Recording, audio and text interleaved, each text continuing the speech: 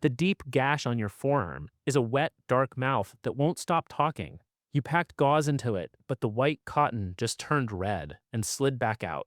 Your expensive hemostatic dressing is sealed in a pouch 2 floors up. You are alone, bleeding into the bathroom sink. And right there on the edge of the tub is a 2-gram item wrapped in paper that costs less than a candy bar.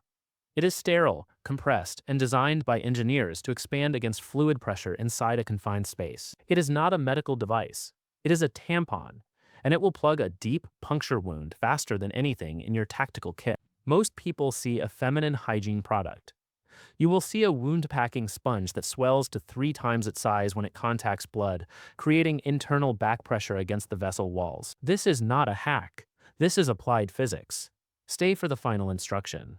The one thing you must never do when you insert it, or you'll turn a life-saving intervention into a surgical nightmare. The systemic lie is that stopping a catastrophic bleed requires a $50 hemostatic impregnated gauze.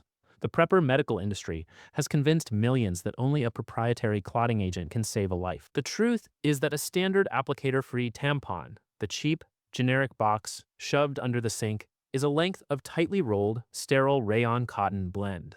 It has a string attached for retrieval. It has no flavorings, no deodorants, and no moving parts. It weighs roughly 2 grams. It was manufactured in a facility that meets FDA standards for insertion into the human body. And it is the single most effective improvised wound packer for a narrow, deep-tract puncture wound that your finger cannot reach. The wound is a hole, a gunshot, a knife stab, a deep impalement from a broken branch. You have already applied direct pressure, and it is still pulsing dark blood. You open the tampon wrapper from the plain end, not the string end. You do not touch the tampon itself with dirty hands if you can help it.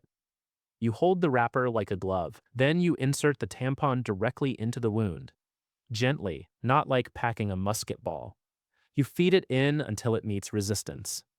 If the wound is deep, you can insert a second tampon behind the first. They nest together like soft bullets. Now, the critical error most people make. They cut the string off. They think the string is a contaminant. Never cut the string. The string is your extraction loop. It must remain outside the wound, taped to the skin if necessary. When emergency services arrive, the surgeon needs to know exactly how many tampons are inside the wound and where they end. The string tells them.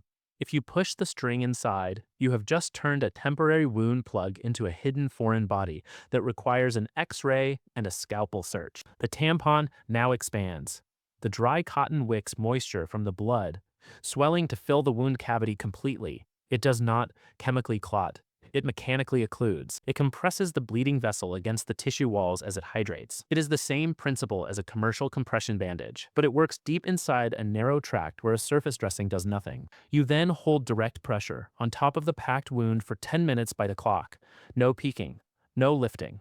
The body's own clotting cascade teams up with the physical back pressure of the tampon. The bleeding stops. For a nosebleed that will not quit after a facial injury, a tampon slides perfectly into the nasal passage. For a deep laceration in the scalp, a tampon can be packed beneath a tight wrap. The 2-gram item is not a replacement for a tourniquet on a spurting arterial jet. It is the solution for the dark, steady, deep bleeding that kills slowly and silently. Here is the reality. The tactical medical catalogs will never print. The tampon was designed to absorb menstrual flow, which is blood and tissue. It was designed to remain inside a warm, moist cavity without disintegrating. It was designed to expand and conform to internal anatomy. The engineers solved the same problems that a ballistic wound presents: absorption, expansion, and retrievability, decades before the first hemostatic gauze hit the market. A box of 40 costs $5. Each one weighs 2 grams. It fits in an Altoids tin, a jacket pocket, or a bra. Most people carry 3 spare magazines and no wound packing. You will carry 6 tampons and know that a deep hole in the body doesn't care whether the plug came from a pharmacy or a pink wrapper. It only cares that the bleeding stops. Now, drop a comment and tell me this. Walk to your bathroom and open the cabinet. Do you have a box of plain, unscented tampons right now? If not, write "buying tampons tomorrow" in the comments. If you do, write "ready" and tell me how many are in the box. And in the next video, we are moving from the puncture to the burn. The one condiment in your pantry that stops a 3rd-degree burn from killing you by infection when the skin is gone. I'll see you there.